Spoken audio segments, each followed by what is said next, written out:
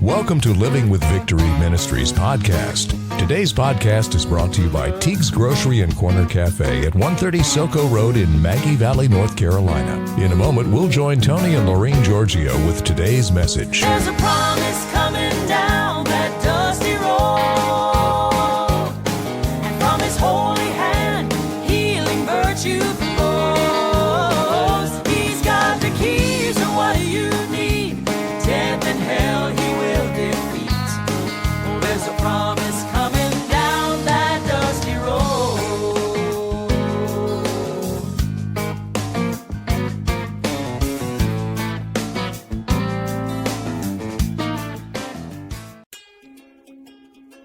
Teague's Grocery and Cafe, serving Maggie Valley since 1965, with delivery now available through Grubhub. Teague's is Maggie Valley's only grocery store. They're located at 130 Soco Road near the eastern entrance of the Great Smoky Mountains National Park and the Blue Ridge Parkway. Drop in for breakfast or lunch at the Corner Cafe, featuring a variety of daily specials. Teague's Grocery and Cafe is open Sunday through Thursday from 7 a.m. to 10 p.m. and Friday and Saturday from 7 a.m. to 10:30 p.m. Call 828-926-1147. Teague's Grocery and Cafe, sponsors of Living with Victory.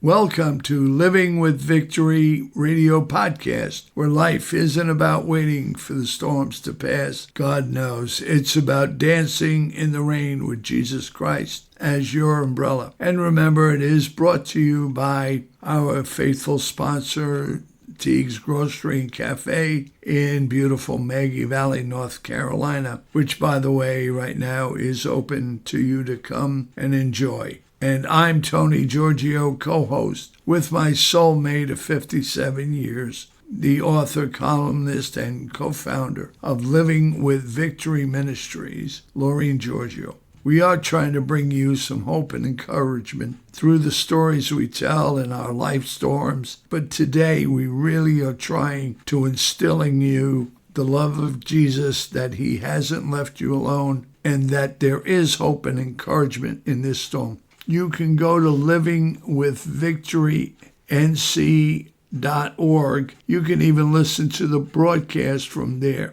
But most of all, you can leave a message for us. You can donate, whatever you want to do. But today's broadcast is to feed you a little bit more of that hope and encouragement that we know, without the shadow of a doubt, is there through Jesus Christ. Hello, everyone. I just have a few words that says it all. Oh, Lord, how I need you.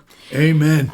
And we have said these words over and over throughout our lives. Yes. And before we go more into the message, I just want to give you some words of encouragement that are right from the Bible and God's promises. Psalm 72:12. For He delivers the needy when He calls out, the poor also, and him who has no helper. Psalm 113:7. The Lord raises the poor out of the dust and lifts the needy from the ash heap and the dunghill. And Psalm 138:7. Though I walk in the midst of trouble, you will revive me. You will stretch forth your hand against the wrath of my enemies, and your right hand will save me. You could be in such a dark place, but when you start to read God's promises to us, you realize He knows exactly where you are and how much you're hurting. We're not talking about a God that died and didn't resurrect. We're talking about a living Christ. He's right there with us. This 138:7 struck me. Though I walk in the midst of trouble, and boy, are we all walking in the midst of trouble.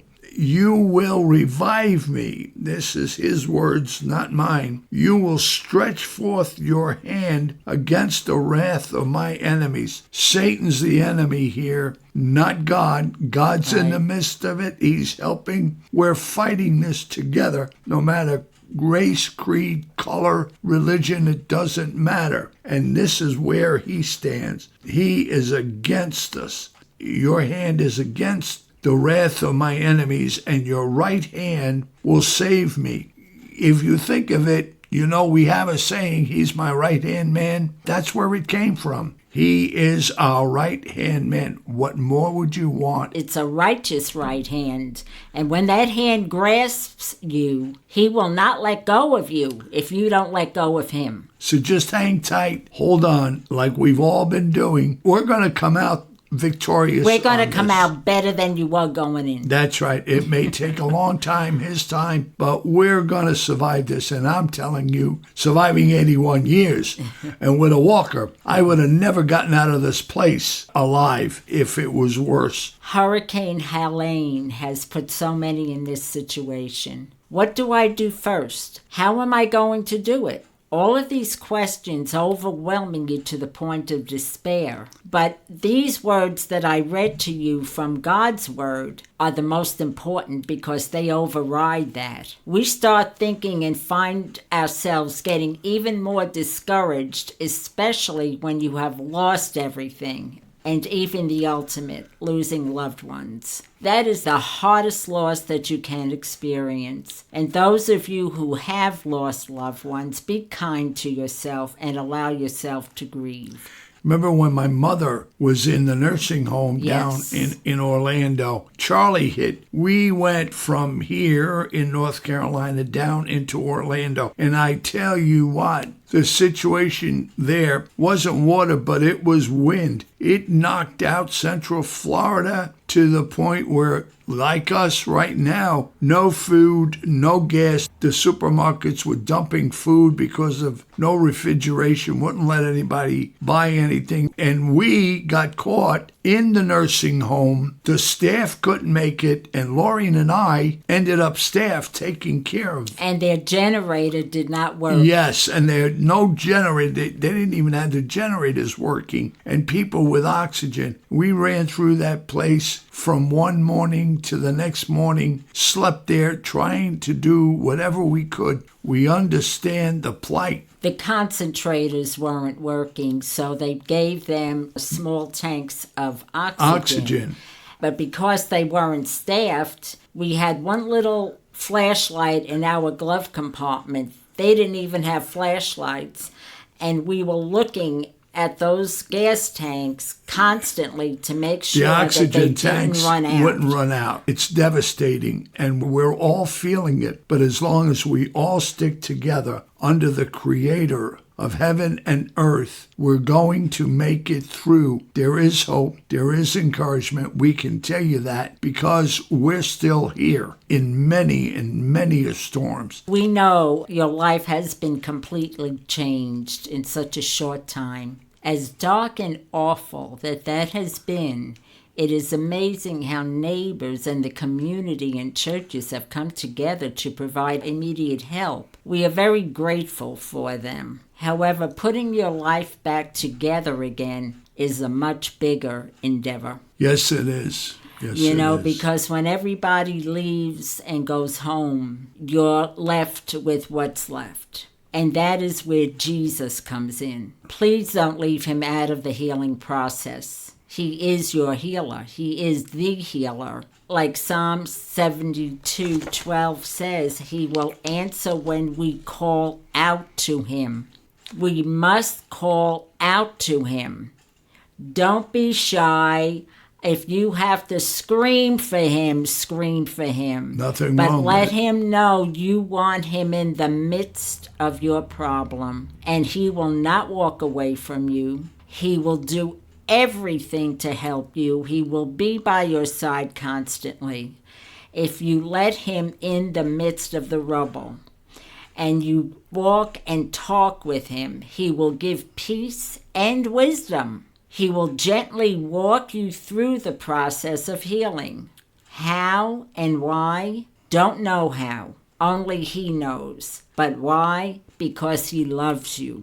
Don't ever, ever, ever forget that. He loves you. You have to realize that it's historic. Nothing has ever hit us like this before. but also to have every single person who survived it turn around and just drop what they had in the midst of their misery and are helping each other. And then with the National Guard coming in, with the churches coming in, and everybody around us, even the gas stations, everybody's trying to do a part. And that has to be the most encouragement. In the midst of this, there's a God who's watching over us. Whether you believe that or not, we could have been like in Noah's time and really wiped off the face of the earth completely as a civilization. That could be, because as strong as things are, it just could have been that bad. But we have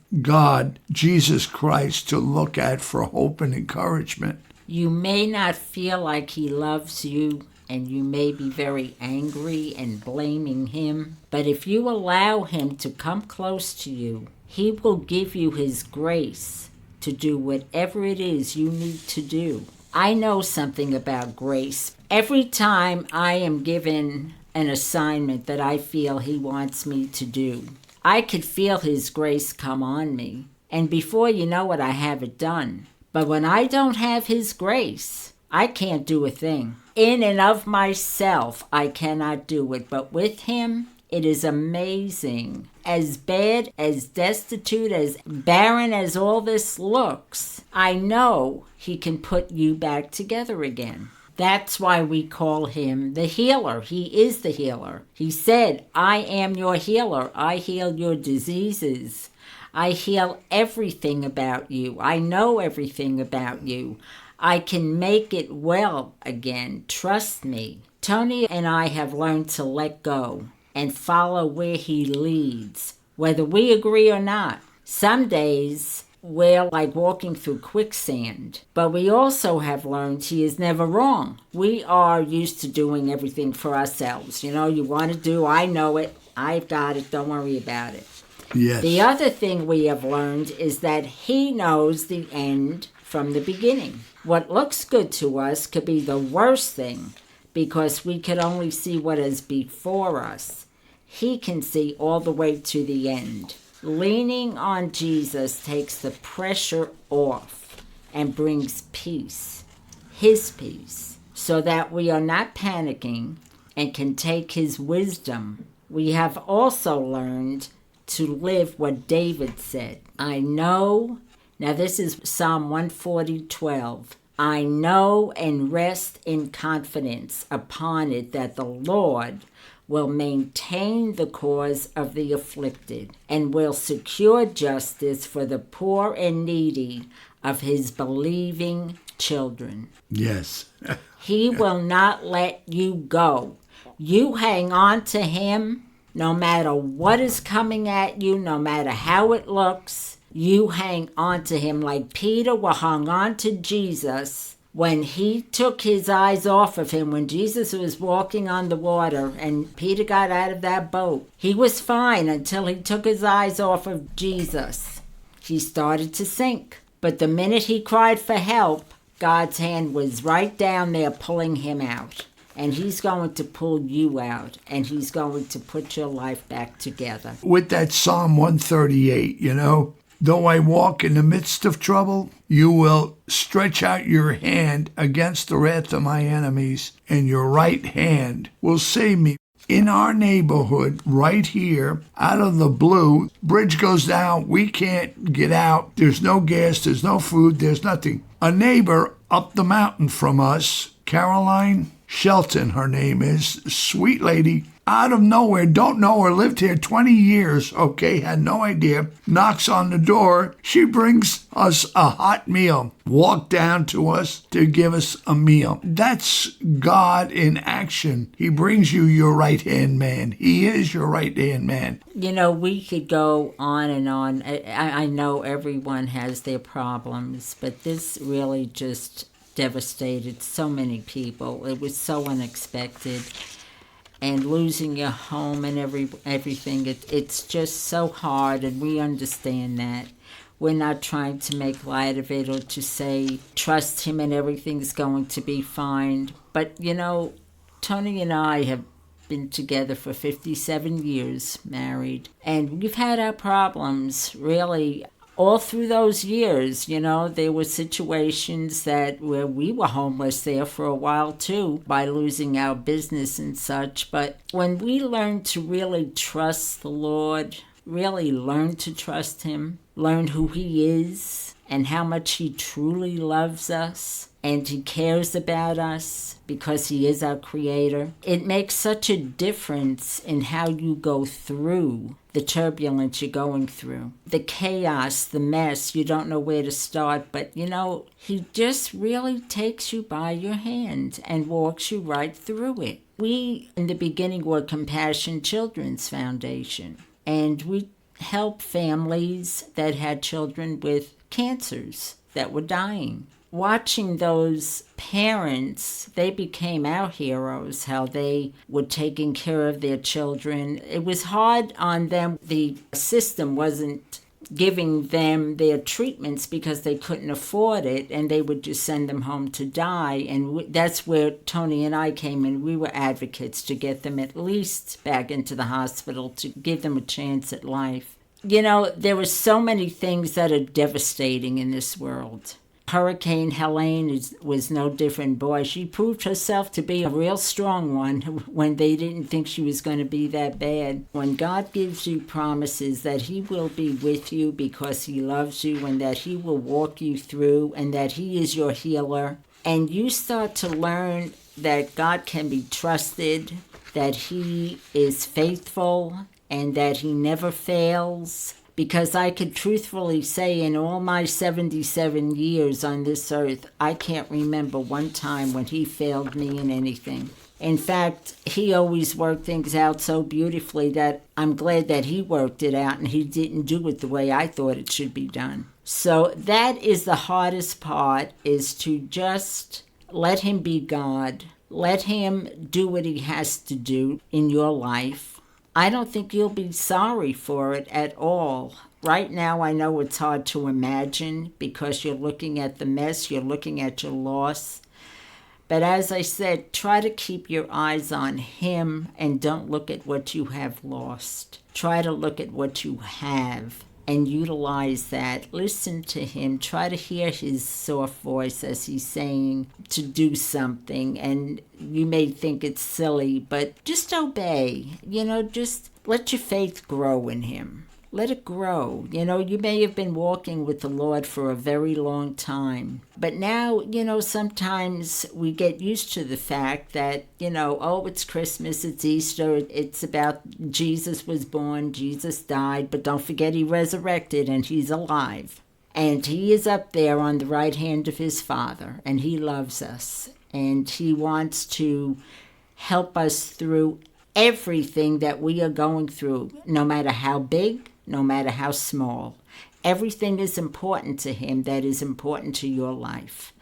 At this time, really grab hold of Him and get to know how faithful and loving and kind He truly is, and how much He cares about you. There is nothing impossible with Him. Nothing at all impossible. And just take heart. Try not to stay down. Read His Word, listen to His music, and keep your eyes on Him. Don't let Satan pull you to the right or to the left. Just keep your eyes on Him. I don't know how He's going to do it in each life, what your circumstances were, but I know He will do it if you give Him the chance. Take hope in Him. And just lean on Him. I'm emphatic about that because in my own life there's been enough. Like Laureen said, we've been homeless. We've been on the state aid, you name it. But that's why we do this. We're trying to tell you from 57 years of marriage and almost a century on the face of this earth. We're old, But understand, there's a surviving force. There's a living God who created us. He's not punishing us. He's there to help us. Look at all the churches, all denominations that are in this. Look at the house of God and what they're doing. That's so important. And how we stand by each other. We're all children of God. And this has brought humanity together like I have never seen in anything we've experienced. But we're telling you that we have trusted him through sickness, through advocacy and fighting for children's lives, you name it. And he always came through with something that was completely not feasible. Just us living this long, not feasible if you go by statistics, and being on the air here and not knowing anything about technology. We're not trying to give you a pep talk or a positive attitude. We're trying to give you the real deal, Jesus Christ. We don't have a mantra that says Jesus is your umbrella in the storm, just as a catchy phrase or a marketing thing. We live it. We can guarantee it if you understand it's in his will, his way, his timing. This thing is going to work out better than what it was.